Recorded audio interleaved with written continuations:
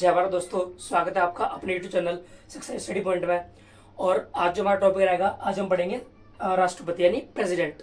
तो चलिए शुरू करते हैं, प्रेसिडेंट को समझते हैं और समझेंगे कि जो प्रेसिडेंट की जो पावर है और जो प्रेसिडेंट का चुनाव कैसे होता है, प्रेसिडेंट का वर्णन किस आर्टिकल्स में। ठीक है, तो ये सब हम सारी बातें विस्तार से समझते हैं बहुत ही रोमांचक रूप से। तो चलिए शुरू करते हैं। देखिए, भाग नंबर 5 जो है हमारा संविधान का भाग नंबर 5, इसमें संघ की बात की गई है। संघ मतलब सेंट्रल गवर्नमेंट, जिसे हम यूनियन भी कह देते हैं।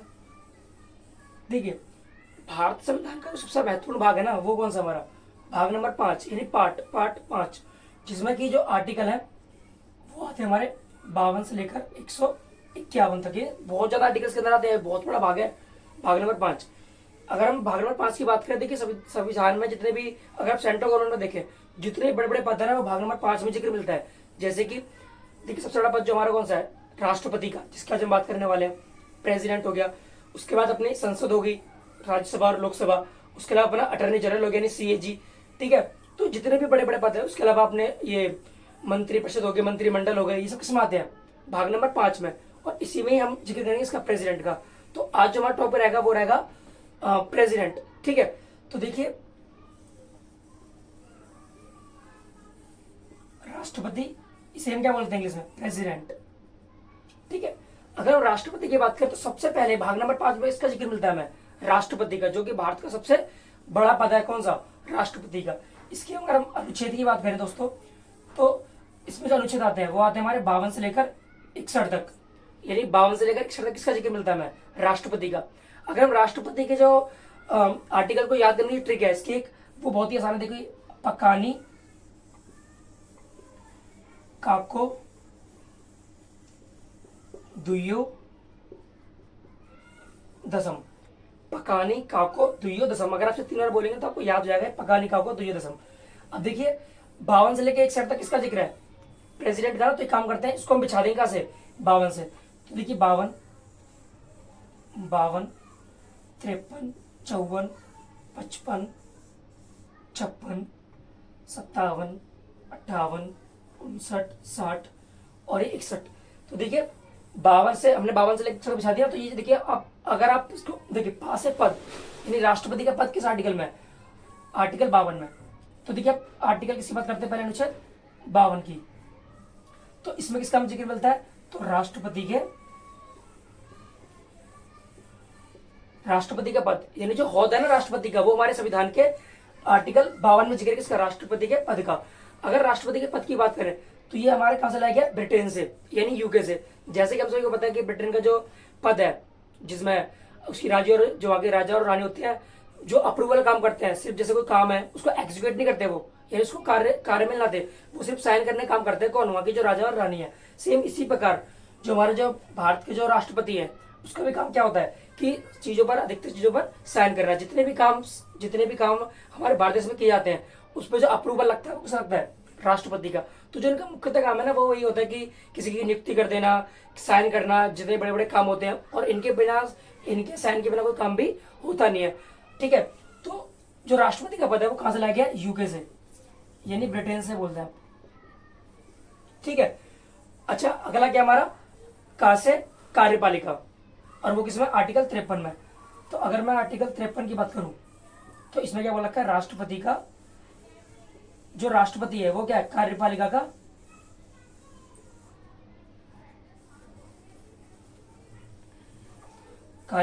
हेड। यानी जो राष्ट्रपति हमारा वो क्या, हमारे कार्यपालिका का हेड है। क्योंकि अभी हमने भी कुछ देर पहले समझा कि जो राष्ट्रपति है वो कामों को एग्जीक्यूट नहीं करता, वो करता क्या, उस चीज को अप्रूवल करता है। जैसे जब लोकसभा और राज्यसभा से कोई जब विधेयक या फिर बिल जब पास होकर आता है तो राष्ट्रपति के पास आता है, तो उसमें करता क्या, वो साइन करना होते हैं ना राष्ट्रपति को। तो सेम इसी प्रकार क्या है, जो राष्ट्रपति वो कहता है कार्यपालिका हेड होता है, लेकिन किस प्रकार से, तो ये होता है औपचारिक रूप से यानी फॉर्मल रूप से। अगर आपको मैं एग्जांपल दूं तो देखो, जितने भी राज्यपाल है हमारे स्टेट में, जितने भी 28 राज्य हैं, और 28 में क्या है, 28 में जैसे किस किस राज्यपाल क्या 2-2 स्टेट दिए गए हैं। तो देखिए, जो राज्यपाल है, राज्यपाल को हटाता कौन है, राष्ट्रपति सिरे से हटता है। लेकिन जो पीछे बैठा होता है, सारा जो रोल होता है वो किसका होता है, हमारे प्राइम मिनिस्टर यानी प्रधानमंत्री का। ठीक है। तो जो प्रधानमंत्री है वो किससे कहता है, राष्ट्रपति को, कि भाई यहाँ के जो राज्यपाल है, यहाँ के राज्यपाल को यहाँ से उठा के यहाँ कर दो, ठीक है। तो जो साइन लगते हैं वो किससे लगते हैं, राष्ट्रपति के। लेकिन करवाता कौन है सारा काम, तो वो करवाता है हमारा कौन, ये जो प्रधानमंत्री है। तो देखिए जो औपचारिक रूप से जो होता है कार्यपालिका जो हेड होता है वो होता है औपचारिक रूप से राष्ट्रपति, लेकिन वास्तविक रूप से कौन होता है, तो देखिए वास्तविक रूप से हमारा कौन होता है, तो वो होता है हमारा पीएम यानी प्रधानमंत्री। मैं आपको एग्जांपल देखिए, जम्मू कश्मीर में अभी जो हमारे राज्यपाल थे वो थे सत्यपाल मलिक। अभी हुआ क्या, राष्ट्र में कुछ डिस्प्यूट पैदा हुआ जिसकी वजह से क्या हुआ, जम्मू कश्मीर से जो सत्यपाल मलिक थे उन्हें हटा दिया गया। अब आपको पता सच क्या है, सच तो ये है कि जो प्रधानमंत्री नरेंद्र मोदी है, यानी जो पीछे जो पीएम होता है वो क्या करता है, वो सिफारिश करता है किससे, राष्ट्रपति से, कि भाई ये जो काम करना है। तो जो अप्रूवल देता है वो कौन देगा, राष्ट्रपति। तो हमने ये समझा जितना भी काम होता है वो सब किसके नाम पर होता है, राष्ट्रपति के नाम पर। यहाँ तक कि जो वीजा पासवर्ड जो जारी होते हैं ना, वो भी किसके नाम पर होते हैं, वो भी राष्ट्रपति के नाम पर होते हैं। ठीक है दोस्तों, तो अब हम समझते हैं आर्टिकल। तो देखिए मुझे जो उम्मीद है आपको समझ में आ गया होगा। आर्टिकल नंबर 52 में क्या रखा है, राष्ट्रपति के पास, जो कि ब्रिटेन से लाया गया है। वहीं आर्टिकल 53 में क्या है, तो कार्यकाल यानी सॉरी कार्यपालिका, यानी कार्यपालिका हेड कौन होता है, तो हमारा वो राष्ट्रपति होता है, जो कैसा होता है फॉर्मल रूप से यानी औपचारिक रूप से, जिसके सिर्फ साइन और नियुक्ति जरूरत होती है। जैसे मैं अगर बात करूं तो जो हमारे अटर्नी जनरल होते हैं, ठीक है, तो जितने भी घोटाले होते हैं तो वही पता कर लेते हैं, सीएजी, ठीक है। तो उनको भी कौन नियुक्त करेगा, सीएजी। अगर हम बात करें चीफ जस्टिस ऑफ इंडिया यानी सीजीआई, जो कि सुप्रीम कोर्ट के जज होते हैं, मुख्य न्यायाधीश होते हैं, उनकी अगर बात करूं मैं, तो उनको भी जो शपथ करने को शपथ दिलाने का काम इनका होता है, नियुक्ति का काम इनका होता है।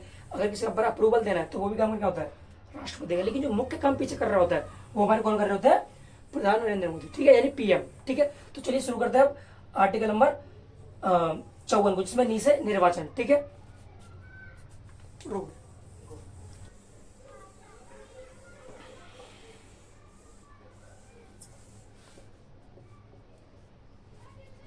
देखिए उसके अंदर था ना पकानी, ऐसा था ना पकानी काको दुयो दसम। तो हमने ये समझा था राष्ट्रपति के पद में 52 में, 53 में क्या है, कार्यपालिका हेड, और नीचे क्या, निर्वाचन, जो समझ रहे हैं। तो आर्टिकल 54 में क्या दे रखा है, राष्ट्रपति का निर्वाचन,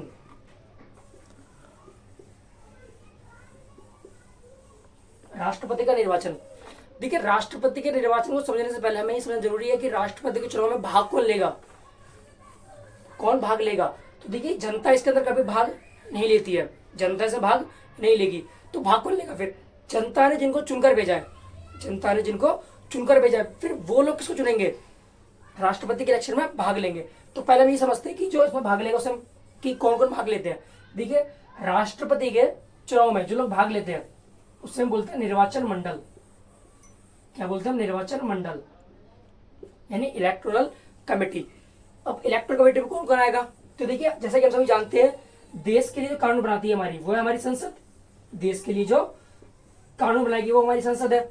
और राज्यों में कानून बनाएगी, राज्य के लिए जो कानून बनाएगी वो हमारी क्या है, विधानमंडल। कौन है वो, विधानमंडल। हम सभी जानते हैं कि संसद के दो भाग होते हैं, यानी दो कमरे होते हैं संसद के अंदर, जो हमारे एक तो क्या होती है लोकसभा और एक होती है राज्यसभा। सेम इसी प्रकार राज्य जो विधानमंडल होती है, विधानमंडल के दो कमरे होते हैं, विधानमंडल के भी दो कमरे होते हैं। तो इसमें क्या होती है, विधानसभा और एक होती है विधान परिषद। ठीक है दोस्तों, तो हमने किसी देखो जो राष्ट्रपति के चुनाव में जो भाग लेंगे उन्हें हम निर्वाचन मंडल कहते हैं। और ठीक है, जैसे कि संसद जो है, संसद में लोकसभा आती है और राज्यसभा आती है, वहीं विधानमंडल में विधानसभा और विधान परिषद। देखिए राष्ट्रपति के चुनाव में लोकसभा पूरी भाग लेती है, पूरी भाग लेगी, राज्यसभा भी भाग लेगी। अच्छा, जो राज्य की कुल मिला के 28 राज्य है ना भारत देश में, तो वो 28 राज्य की जो विधानसभाएं हैं वो भी भाग लेंगे। लेकिन जो विधान परिषद है वो सिर्फ 6 राज्यों में है जो कि भाग नहीं लेंगे। ठीक है, अच्छा अब सवाल ये उठता है कि भाई जो विधान परिषद है वो किन किन राज्यों में, तो देखो विधान परिषद है वो किसमें, एक तो बिहार में, एक यूपी में, महाराष्ट्र में, ठीक है, तेलंगाना में, आंध्र प्रदेश में, ठीक है, और अपना कौन सा है कर्नाटक में। तो ये 6 राज्यों में क्या है हमारी विधान परिषद भी है। अब देखिए रीजन क्या है कि विधान परिषद को भाग नहीं लेने दिया जाता राष्ट्रपति के चुनाव में। हम सभी जानते हैं कि 28 राज्यों में क्या है विधानसभा है, तो ये तो राष्ट्रपति चुनाव में भाग लेती हैं, लेकिन विधान परिषद क्या है, सिर्फ 6 राज्यों में है। कितने? 6 राज्यों में है, जो कि भाग नहीं लेगी।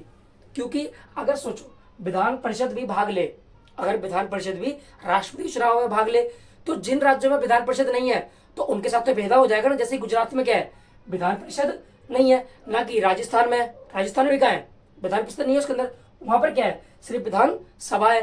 तो इसलिए संविधान में कहा गया है कि जब तक, क्या बोला गया, कि जब तक सभी राज्यों में विधान परिषद ना आ जाए तब तक राष्ट्रपति के चुनाव में ये भाग नहीं लेंगे, यानी पार्टिसिपेट नहीं कर सकते प्रेसिडेंट के इलेक्शन में। ठीक है, तो देखिए हमने अभी तक क्या पढ़ा, तो लोकसभा तो भाग लेगी, फिर राज्यसभा भी भाग लेगी, उसके अलावा विधानसभा भी भाग लेगी। अच्छा देखिए, आपको जानकर हैरानी होगी, देखिए कि जो हमारे यूटी है यानी यूनियन टेरिटरी, केंद्र शासित प्रदेश, क्या चीज हमारे यूटी यानी केंद्र शासित प्रदेश, जैसे दिल्ली, जम्मू कश्मीर और एक पांडुचेरी, यहाँ पर भी विधानसभाएं हैं। और किसी भी जितने भी यूटी वहां पर कोई विधानसभा है नहीं। जैसे अंडमान निकोबार में कोई है विधानसभा? नहीं है। क्या लक्षद्वीप में है? नहीं है। दादरा नगर हवेली में, वहां भी नहीं है। तो और ये चंडीगढ़ में, वहां भी नहीं है। लद्दाख में नहीं है। खैर लद्दाख में क्या होती है, डिमांड उठ रही है किस चीज के लिए, वहां के विधानसभा के लिए। ठीक है, तो जो यूटी है, 3 यूटी हो गए हमारे, कौन से? एक तो जम्मू एंड कश्मीर, फिर दिल्ली, उसके अलावा कौन सा हो गया, ये हो गया पांडुचेरी। तो ये 3 क्या हमारी यूटी है जो राष्ट्रपति चुनाव में भाग लेते हैं। तो देखिए पहला क्या, लोकसभा भाग लेगी, तो मैं यहाँ पे लिख दूं। तो देखिए लोकसभा भाग लेती है किसके अंदर, राष्ट्रपति के चुनाव में। फिर राज्यसभा भी भाग लेगी, फिर विधानसभा भी 28 के 28 राज्यों की विधानसभा भी भाग लेगी, लेकिन विधान परिषद भाग नहीं लेगी। आपको उसका कारण पता है कि राष्ट्रपति के चुनाव में विधान परिषद भाग क्यों नहीं लेगी, क्योंकि सभी राज्यों में नहीं है।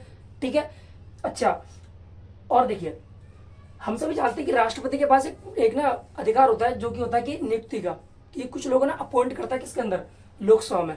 जैसे कि लोकसभा की अगर बात करूं तो लोकसभा में 2 एंग्लो इंडियन होते हैं जो राष्ट्रपति द्वारा मनोनीत किए जाते हैं। अब आपको पता है एंग्लो इंडियन क्या होते हैं? देखिए जब हम बात करेंगे अगर आजादी से पहले की, तो हमारे भारत देश में क्या हुआ, पूरे यूरोप के जो देश है, मतलब कुछ देश हमारे भारत में कब्जा किया। यूरोप के देश होते हैं जैसे स्पेन हो गया, पुर्तगाल हो गया, डच हो गया, फ्रांस हो गया, ठीक है, उसके अलावा ये ब्रिटेन हो गया। तो इन लोगों ने हमारे भारत पर क्या किया, ऑक्यूपाई किया, अपना शासन चलाया।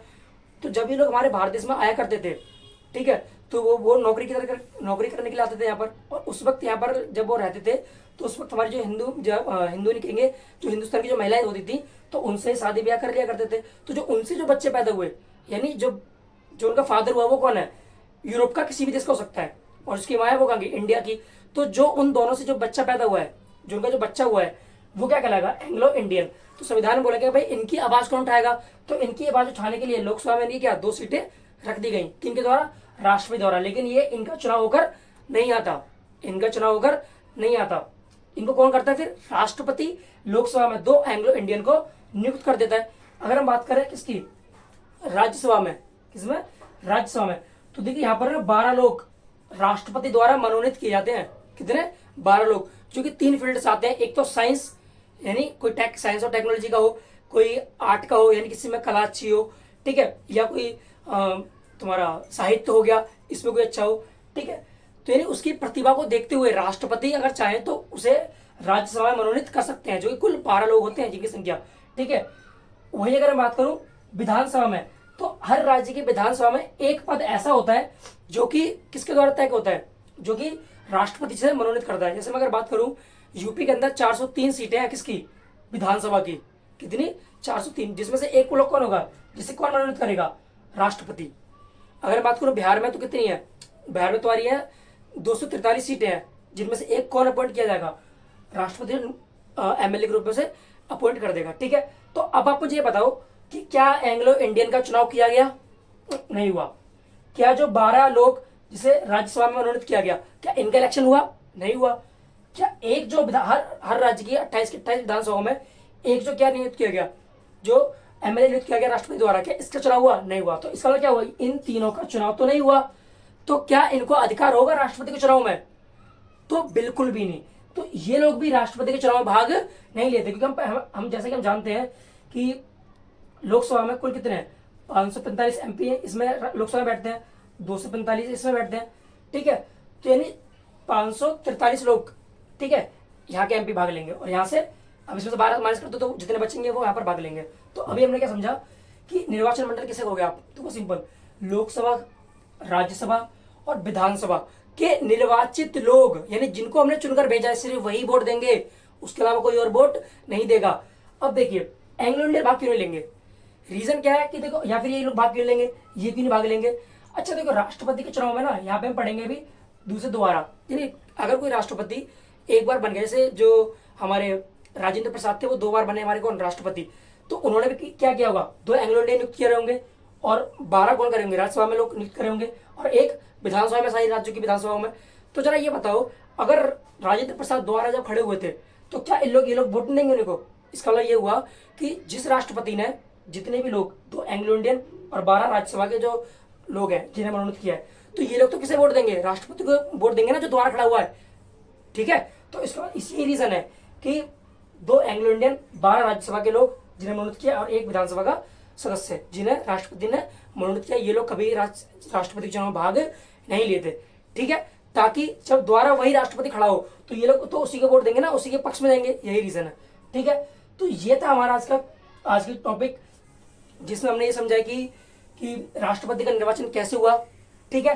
जिसके अंदर हम क्या कि भाई इसके अंदर निर्वाचन मंडल भाग लेगा। निर्वाचन मंडल क्या होता है? लोकसभा, राज्यसभा और राज्य की विधानसभाओं के निर्वाचित लोग, यानी जिनको जनता ने चुनकर भेजा, सिर्फ वही वोट देंगे, ना कि एंग्लो इंडियन नहीं है। अगर मैं आपको बात हो, अब वर्तमान में एंग्लो इंडियन नहीं रहे, ठीक है, और इनको तो समाप्ति कर दिया है, ठीक है, और बाकी जो चल रहा है वो चल ही रहा है, ठीक है। तो आई होप, मुझे उम्मीद है कि आपको ये सेशन पसंद आया होगा, और मिलते हैं फिर आगे हम समझेंगे बाकी जो इसको कंप्लीट भी करेंगे राष्ट्रपति को पूरा, ठीक है। तो ये था हमारा आज का टॉपिक, जिसमें हमने राष्ट्रपति के बारे में समझा, और ये हमारे राष्ट्रपति का पहला पार्ट था। अब आने वाले कुछ समय में हम दूसरा पार्ट भी लेकर आएंगे, जिसमें हम पूरा राष्ट्रपति बारे में कवर करने की कोशिश करेंगे उस सेशन में। तो आज के लिए इतना ही, और अगर आपको सेशन पसंद आए तो इसे लाइक और सब्सक्राइब कर दें, और कमेंट भी करें कि आपको सेशन कैसा लगा, ठीक है दोस्तों। और मिलते हैं अब नेक्स्ट सेशन में, जब तक के लिए जय हिंद, जय भारत दोस्तों।